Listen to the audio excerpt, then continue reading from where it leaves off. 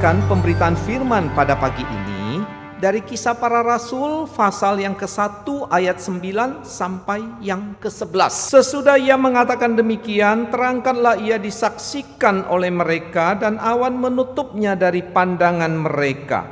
Ketika mereka sedang menatap ke langit waktu ia naik itu, tiba-tiba berdirilah dua orang yang berpakaian putih dekat mereka dan berkata kepada mereka, "Hai orang-orang Galilea, mengapakah kamu berdiri melihat ke langit?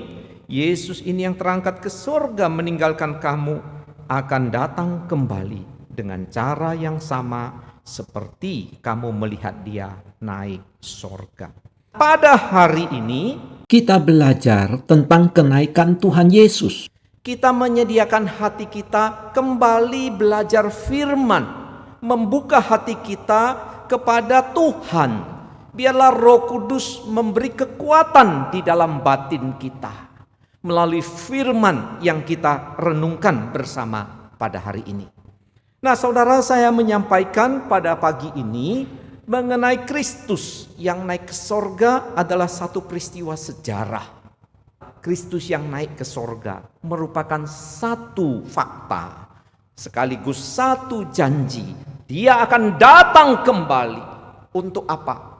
Mengakhiri sejarah dunia ini dan untuk membawa orang percaya tinggal bersama dia di sorga yang mulia. Kristus yang naik ke sorga merupakan peristiwa sejarah, ya, merupakan fakta sejarah, bukan dongeng, bukan mitos, bukan cerita isapan jempol, tapi betul-betul Kristus naik ke surga.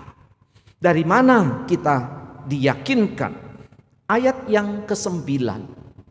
Dalam catatan Lukas sebagai seorang dokter, sebagai seorang sejarawan yang meneliti kehidupan Yesus dan peristiwa-peristiwa yang berkaitan dengan Yesus, dia mencatat dalam ayat 9, sesudah ia mengatakan demikian, terangkatlah ia disaksikan oleh mereka dan awan menutupnya dari pandangan mereka. Yesus yang bangkit dan dia naik ke surga, itu merupakan motivasi terutama murid-murid Tuhan, gereja Tuhan, untuk apa? Melaksanakan tugas yang Tuhan berikan kepada mereka, tugas menjadi saksi. Jadi kita melihat gereja mula-mula, kekristenan awal didorong, dimotivasi fakta sejarah Yesus naik ke surga. Dan Yesus yang naik ke surga itu akan datang kembali. Maka gereja melakukan tugasnya dengan giat. Saudara, menarik sekali di dalam ayat 9 dikatakan sesudah ia mengatakan demikian, terangkatlah ia. Saudara, di sini Lukas memakai satu kata bahasa Yunani. Dia tidak memakai macam-macam bentuk kata atau mengungkapkan narasi yang panjang lebar, tapi singkat. Mengapa Lukas hanya secara singkat mengatakan itu, saudara? Karena Lukas mau menekankan Yesus ini betul-betul naik ke surga. Bukan dongeng, bukan cerita isapan jempol, bukan mitos. Betul-betul fakta. Dia betul-betul terangkat dan dia betul-betul masuk ke surga. Bagaimana kisah tentang Yesus naik ke surga? Kisah Para Rasul mencatat bahwa setelah Yesus bangkit dari kematian, dia berulang-ulang menampakkan dirinya kepada para murid selama 40 hari. Lalu Tuhan Yesus membawa mereka ke Bukit Zaitun.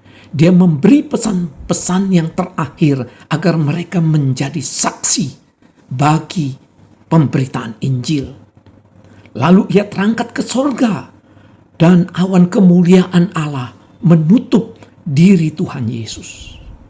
Murid-murid yang menatap ke langit dengan rasa takjub lalu disapa oleh dua malaikat yang menegur mereka, mengarahkan mereka kepada janji Tuhan Yesus bahwa Yesus akan datang kembali sebagaimana ia naik ke sorga. Cerita tentang Yesus yang naik ke sorga itu singkat, simple, sederhana. Karena yang mau ditekankan ini adalah fakta. Tapi sayang sekali banyak orang justru suka pada cerita-cerita yang bukan fakta. Ya, nah mari saudara berpegang kepada cerita yang benar dari Alkitab. Kita sungguh berpegang pada apa yang tertulis di dalam Alkitab. Kalau kita melihat di dalam Injil Lukas dikatakan peristiwa ini terjadi, Yesus mengajak murid-muridnya itu di sekitar Betania. Kurang lebih 3 km dari Yerusalem. Nah di dalam Kisah Rasul pasal 1 ayat 12, tempat yang tepat itu adalah di Bukit Zaitun.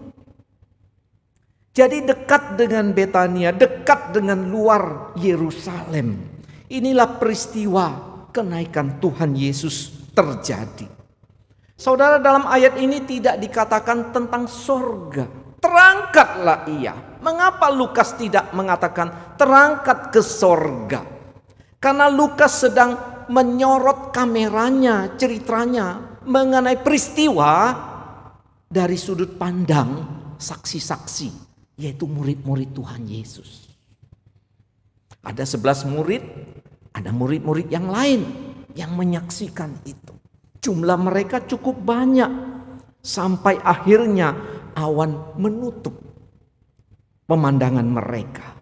Nah, saudara juga menarik di sini ketika dikatakan sesudah ia mengatakan demikian terangkatlah ia. Saudara di sini memakai bentuk pasif. Maksudnya apa? Bahwa Allah Bapa lah yang sudah menugaskan Yesus datang ke dunia, mati dan bangkit. Yesus sudah selesaikan pekerjaannya. Maka Allah Bapa angkat Tuhan Yesus sebagai Allah manusia sejati, juru selamat satu-satunya, kembali ke sorga, kembali kepada kemuliaannya. Jadi saudara sekalian, kita melihat di dalam cerita, di dalam kitab Injil, Yesus sesudah dia bangkit, dia memakai tubuh kemuliaan. Bukan lagi terdiri dari darah dan daging. Tubuh yang bisa terkena penyakit. Tubuh yang bisa haus, lapar, lelah. Yang butuh istirahat. Bukan. Tapi tubuh kemuliaan. Yang tidak dibatasi oleh ruang dan waktu. Tubuh yang tidak bisa dicemari oleh dosa. Tidak bisa dikalahkan oleh penderitaan, penyakit maupun kematian. Yesus sungguh naik ke sorga. Kita bersyukur Tuhan yang kita imani adalah Tuhan yang real, yang sungguh menyatakan diri dalam sejarah. Ketika dia naik ke sorga, ini adalah fakta. Ini adalah satu realitas sejarah, bukan cerita dongeng, bukan mitos. Zaman sekarang ini banyak orang suka cerita dongeng, mitos, hoax. Karena itu saudara hati-hati ya. Kita tidak boleh menerima info dari WhatsApp, dari media sosial langsung ditelan mentah-mentah. Harus diuji.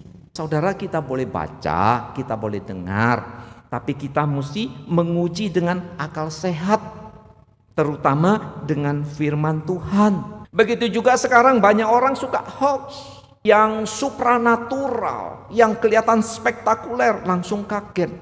Ada figur-figur di langit, mungkin figur Tuhan Yesus, ada figur yang lain. Nanti ada lagi mengenai bentuk sinar matahari yang bulat. Waduh, ini pertanda ini dan itu. Saudara, jangan memberi dirimu kepada hoax, cerita dongeng. Itu semuanya akan melemahkan iman. Apa yang kita masukkan di dalam hati kita masukkan dalam pikiran kita, itu akan berbuah di dalam hidup kita. Berbuah melalui pikiran, perkataan, dan seluruh keberadaan kita. Kalau mendengar pengajaran, selektiflah.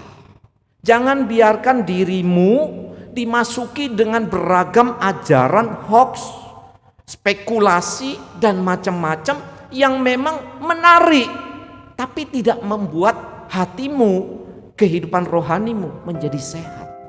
Kita bersyukur bahwa catatan Kisah Rasul, Yesus betul-betul telah naik ke sorga, disaksikan oleh murid-muridnya.